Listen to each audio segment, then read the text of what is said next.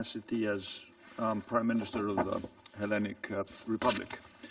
Secretary General, Your Excellencies, dear colleagues, thank you for joining us here today for this open debate on maritime security. Let me start by expressing my appreciation for the role of the United Nations in this very important issue. This is the right place to have a discussion on maritime security. The United Nations is at the center of international efforts to protect and preserve our oceans. It is, as the Secretary General pointed out, the custodian of the International Convention on the Law of the Seas, and it is the locus of international cooperation to address global challenges that affect us all. And I would like to personally commend Secretary General Guterres for his tireless efforts on the matter, and thank him again for his presence with us here today. Threats to maritime security are indeed of global dimension.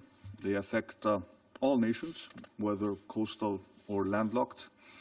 As Mrs. Stravlou pointed out, maritime security is critical for the safety of our global supply chains. More than 80% of the volume of international trade is carried by shipping.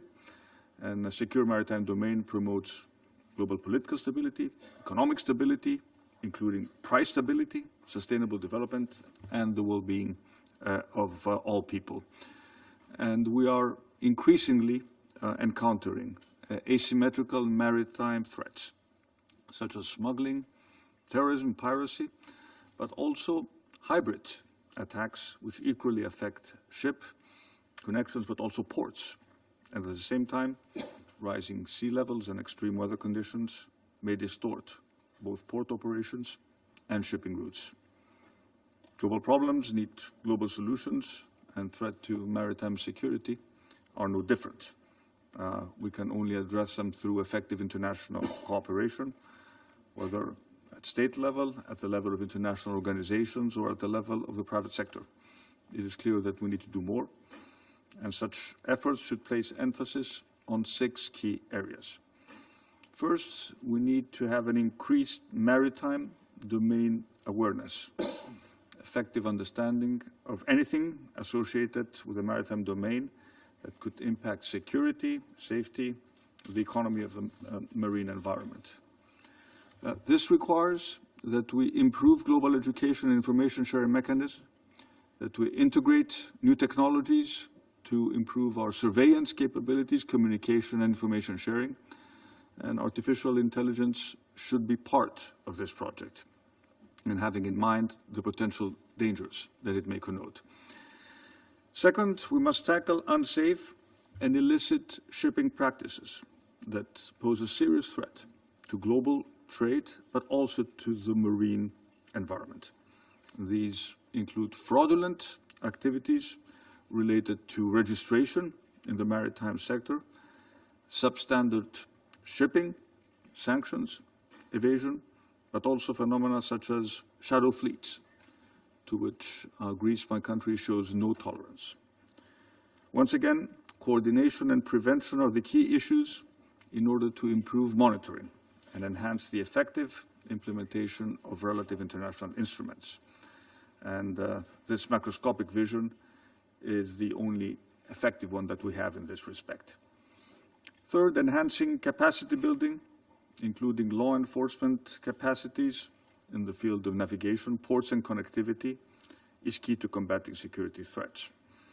The Secretary General referred to the situation in the Red Sea during the last years is a typical case of a serious maritime threat that may reasonably result in the increase of prices for essential goods, and this is something that affects all of us. And collective action in these cases is inevitable. My country's strong engagement in the matter is demonstrated by the leading role Greece has assumed in the EU naval operation Aspides, but also in the operations Atalanta and Irini.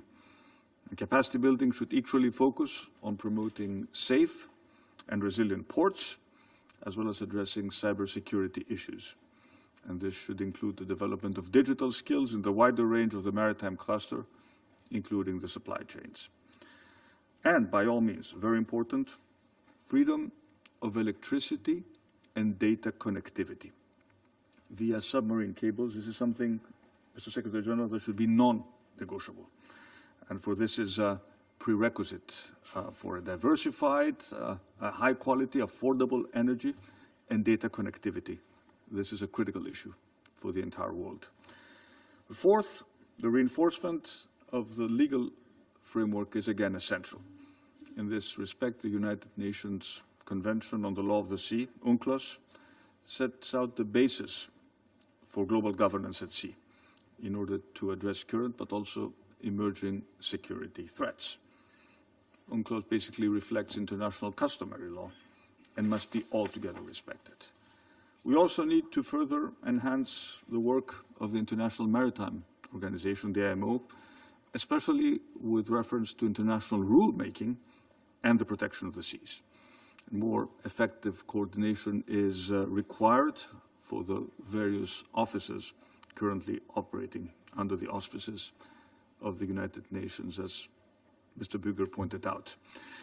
Fifth, the environmental dimension, which is also a security challenge. The implications of climate change and environmental degradation multiply existing threats and have a wider effect on global stability. We must work to counter marine pollution and the environmental risks to our security posed by illegal dumping, discharges, anthropogenic emissions in violation of international standards. And the salvage of the tanker Sunion in the Red Sea last year was a case in point, one which prevented a huge environmental but also humanitarian catastrophe, highlighting the global dimension of maritime security and its far-reaching repercussions. And last year we hosted in Athens the 9th Our Ocean Conference, whereby more than 100 delegations made over 400 pledges exceeding $10 billion in value. And sixth, we should not disregard the need to enhance the protection and security of the 2 million seafarers who secure international maritime transport and uninterrupted operation of global trade. As an old maritime motto underlines, without them, half of the world would freeze and half of the world would starve.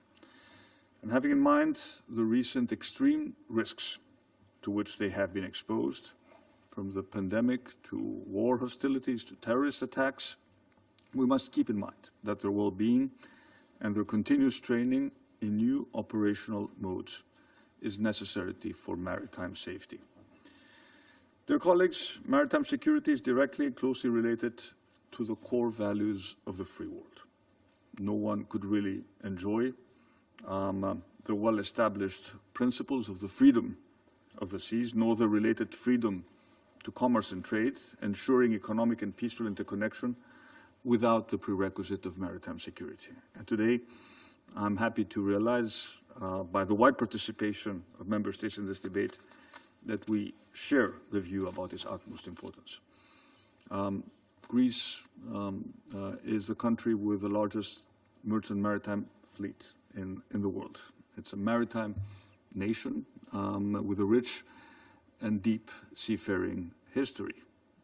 Thousands of islands, one of the world's longest coastlines, a real cross-trading nation connecting and contributing to the supply of decades of third countries.